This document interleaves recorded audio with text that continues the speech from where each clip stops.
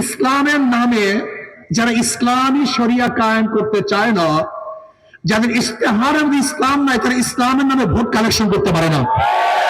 ক্ষমতায় থাকবা, যত অন্যায় করো তুমি খালাস, ক্ষমতায় থাকবে না, অন্যায় না করলেও তোমাকে জেলে ঢুকে দিলে মরতে হবে।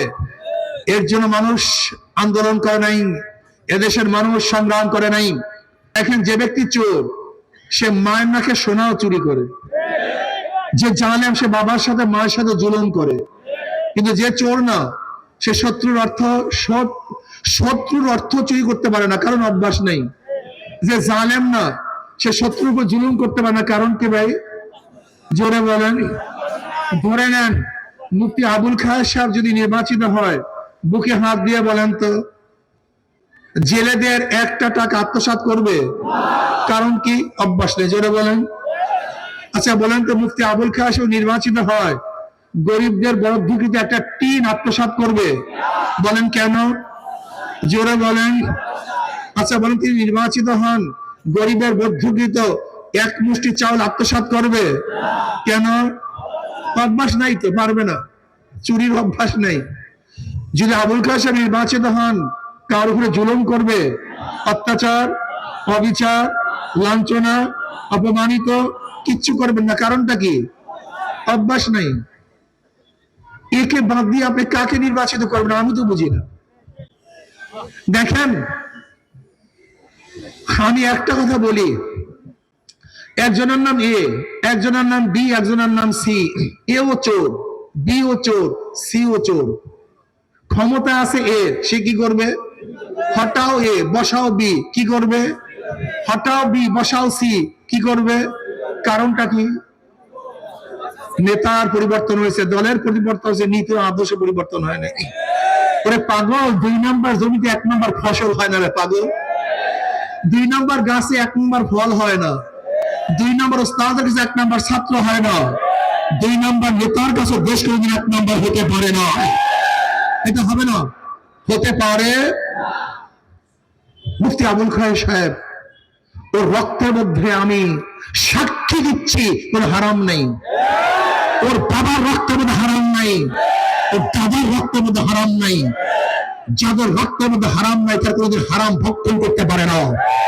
এদের কাছে জাতি নিরাপদ, এদের কাছে মানুষ নিরাপদ, এদের কাছে সমস্ত ধর্ম নিরাপদ।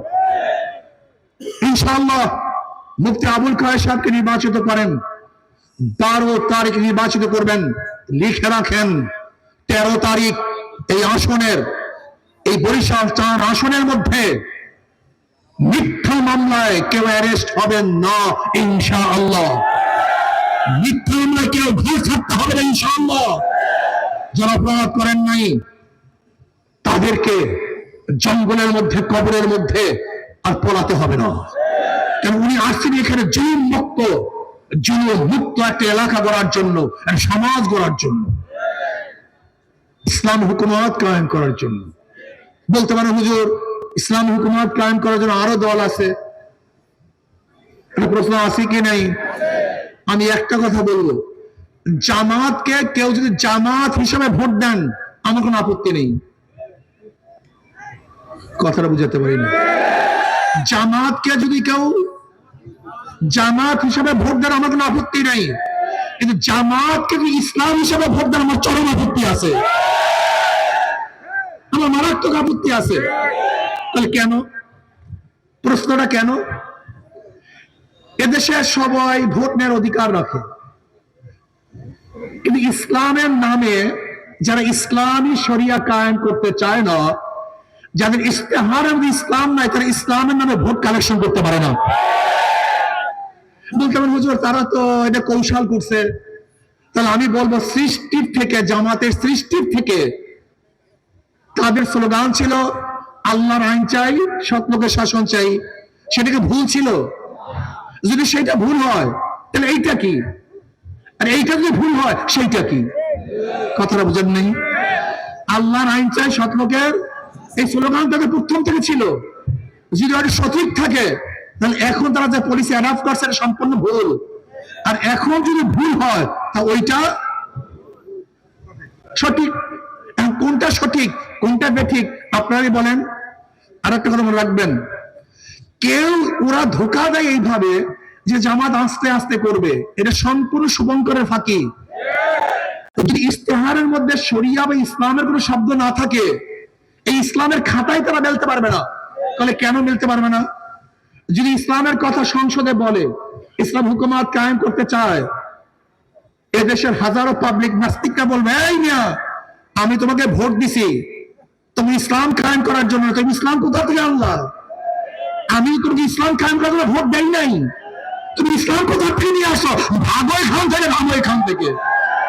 এক সেকেন্ডও টিকতে পারবে না, এক সেকেন্ড না, এক মিনিটও টিকতে পারবে না। ইস্তেহারের মধ্যে তাদের ইসলাম নাই, তাদের বক্তব্যের মধ্যে ইসলাম নাই।